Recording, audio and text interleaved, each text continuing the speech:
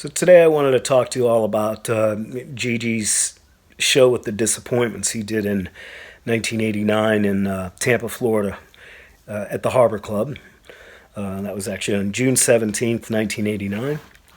It was a typical hot, humid Florida summer day.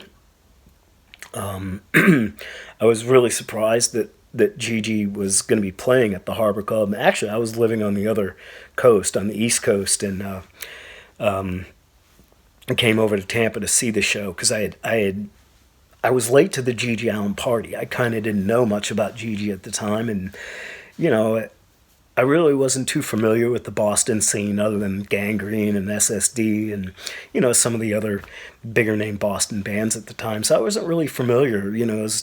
I was pretty unhip, even though I was living in New York City when he played the infamous Cat Club show. I didn't really know about Gigi till a little later on. And I had read the Maximum Rock and Roll interview, and it kind of stunned me a little bit. I was wondering, what's up with this guy? It was pretty intense stuff. So the opportunity came along to go check out his show in Tampa, and I jumped at it. There was a little bit of, I guess Gigi was supposed to play in Ybor City and not at the Harbor Club. Ybor City, there was a little venue there called Arts Alive, and Gigi was going to be playing there. I guess the fire chief got wind of the situation and shut it down. So the guys who were bringing Gigi to town went over to the Harbor Club, talked to the manager, and somehow convinced him to let Gigi play there. So all is set. Gigi's going to play atop of a seafood restaurant, which, when you think about it, it's pretty funny. Gigi doing his thing, especially in 1989. In 1989, Gigi used to tell me this all the time. 1989, he considered that tour to be the most destructive, brutal, and intense tour in rock history. And judging by the way Gigi looked, seeing him that night, I could see why. He was a mess, an absolute wreck of a human being. They had been running around touring in the little beat up Datsun or Toyota truck that they had, a little red truck. And the night before, Gigi played at Stash's in Columbus, Ohio, which ironically I ended up living across the street from Stash's a few years later when I lived in Columbus. But they drove the whole night through to this show in Tampa, and you can hear him say that on the Inside Out record where he goes, whatever, we're going to Florida. Anyways, so we're hanging out before the show, and like I said, it was hot Florida night, typical, sticky. And I looked over and I saw the truck, and mind you, I was, again, unfamiliar with GG Allin and or his music at this point, other than reading this article about him. So I really didn't know what he looked like, per se. Anyway, so we're sitting over there indulging in a little pre-show party favors.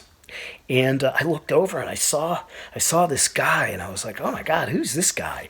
He really looked rough and just looked like a real homeless person. And, I was like, wow, I wonder if this guy's going into the show, Anyways, time rolls along, getting ready for showtime. We finish up, we go into the venue, and come to find out the homeless, rough-looking guy that I'd seen in the parking lot was actually Gigi.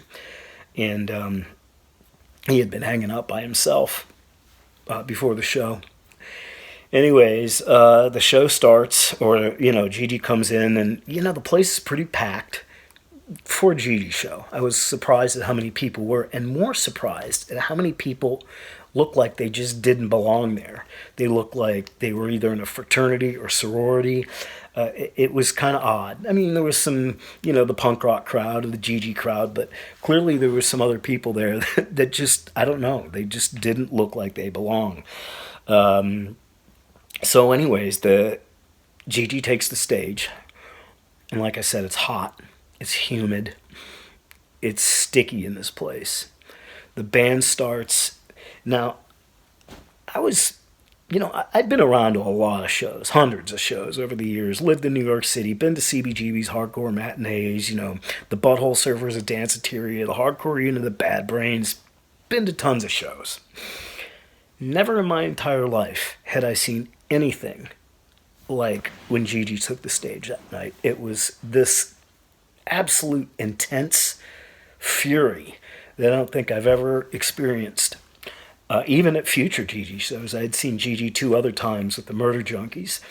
And this Disappointments show was by far the most intense, certainly punk slash hardcore show I'd ever seen, but pretty much any show that I'd ever seen. It was intense, man.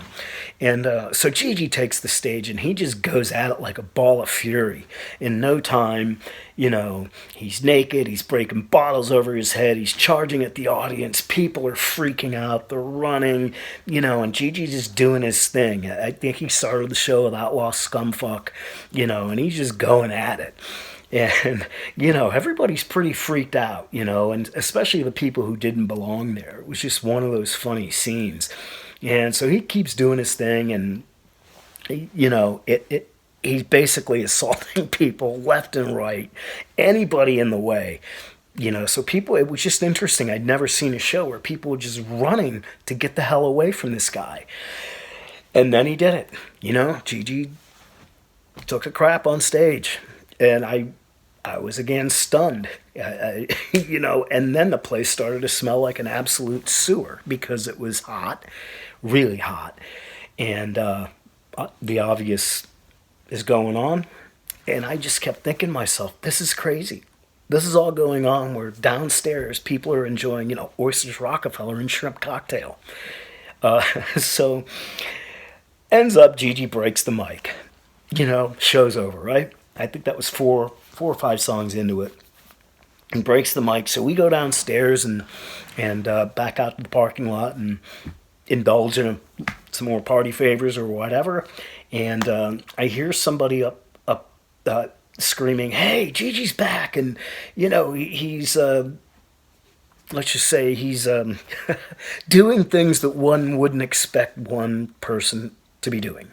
So I was like, well, I got to go up and see, I want to finish, see the rest of the set, if there was going to be one. So I go up, and sure enough, Gigi, he's, they got him another microphone, and they let him continue to do a second set, which I was stunned. I mean, most people had left, and, the few hardcore people that were still hanging around got to see Gigi do the last 4 songs, including a great version of Dead Flowers by the Rolling Stones. But it was interesting. Some of the people that were there that shouldn't have been there, I distinctly remember seeing this one girl who had big puffy 80s hair and a lot of hairspray in it. And, she's walking around, and I was standing next to Razor, and I kind of nudged her, and I said, hey, look, and this poor girl didn't even know it, but she, had unfortunately, her hair was so big that it caught a piece of Gigi's remnants. And I'm sure she found that when she got into her car that night. Anyways, the whole night was just pretty intense. And at the very end, if you've seen the video, Gigi was there doing an interview, and people were just firing really stupid questions at him. So there wasn't really an interview per se, but he was just sitting there drinking the bottle of Jim Beam. And I was standing right in front of him at this point. And again, I was just stunned at the level of just what bad shape he was in. I mean, just big cuts. He had this one gash in his knee that was wide open. I have a picture of it up on my site somewhere. I want to say, too, I want to real quickly mention it. If you've seen the Carnival of Excess full-length video, you've seen some of those still shots that Marshall Dixon took. They're amazing. They're some of the best shots, especially from 1989. But overall, I think they're some of the best shots I've ever seen anybody take of Gigi live, especially in that era of the Disappointments era. Marshall is a great photographer, veteran.